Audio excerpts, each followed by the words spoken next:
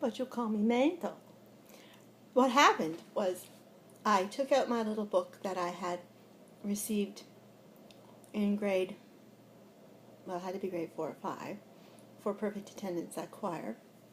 I always thought that we had all received one, but I may have been the only one who received that one. I no longer have my my little tiny Gideon Bible anymore. If I ever had one, my mother had one. Maybe I missed it because maybe we moved at the point in grade 5 when they were being given out. I don't know. I moved at the end of grade 5. But I still have that Bible, and I have my server's book, that translation of the Bible. But what happened was the picture of Jesus on the cover resembles very much the spirit of Jesus that I know to encircle me in times of trouble, which seemed to be happening a lot when I worked at Walmart. But that is such a dangerous place, and I really, of all people, would try not to be calling on poor Jesus to have to save me if I could, to try and use what I've learned from him and his teachings and God's teachings and the prophets' teachings to maintain my own spirituality and my own body and my safety by not making irresponsible decisions or wasting the light of God. Or expecting, I mean, sure, Jesus is here for sinners, but it isn't that he's here so you can just keep sinning and use him to clean your sin, you know, the proverbial chicken. It's because he's here to set an example, like such as teach a man to fish and he'll be able to fish for a lifetime.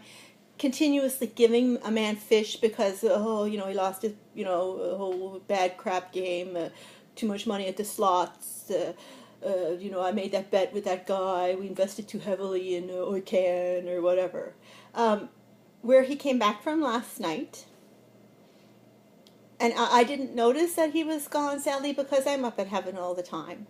And I was trying to let Jesus have his own freedom, I had never noticed Jesus at my body. I had only been aware of him when in church, because that's Jesus' home where he should be allowed to have some time. And not even very strongly then, only in my memories with my cousins, which now I'm wondering is not some superpower, capturing our spirit or capturing our picture or capturing something about us or rerunning us as, little children on the other side of the world, and putting us in church and making us, call upon our Jesus to give him what he needs, or them what he needs. But it was a woman. And he was telling her, I can't do any more for you.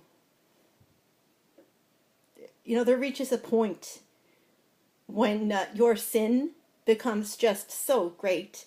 And if this was the judgment period and the period where we who could save people apparently were going to be here to save, and we've offered information and, given people the ability to be able to get for themselves or to make do.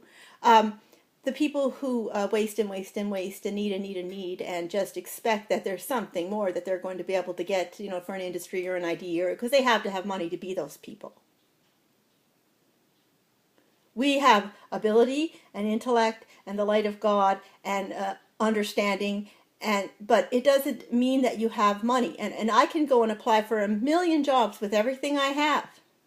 And I could go back to school on student loans and get 10,000 better degrees, and I could still be the best talker and the best worker and the best intellect, child or no child.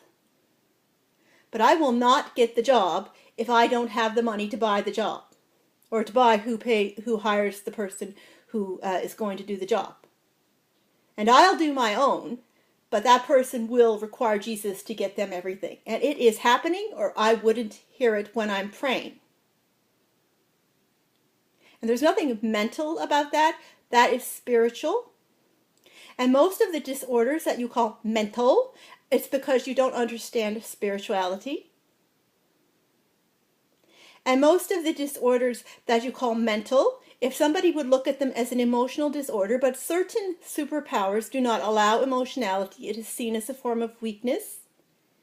But if somebody had an emotionality issue, an emotional disorder, or a spiritual disorder, go with the regular mental disorders, bipolar, multipolar, multiple personalities. If that was called an emotional disorder or a spiritual disorder or occurrence, we might do more service to the actual occurrence and deal with it and solve it and sort it out, because it really is one person's spirit finding itself at another person's spirit, enjoying it more, being trapped there, having more to do, not being allowed to come back, whether you look like you enjoy it or not, or the opposite, another person's spirit being able to manifest and take over, or several spirits at another person.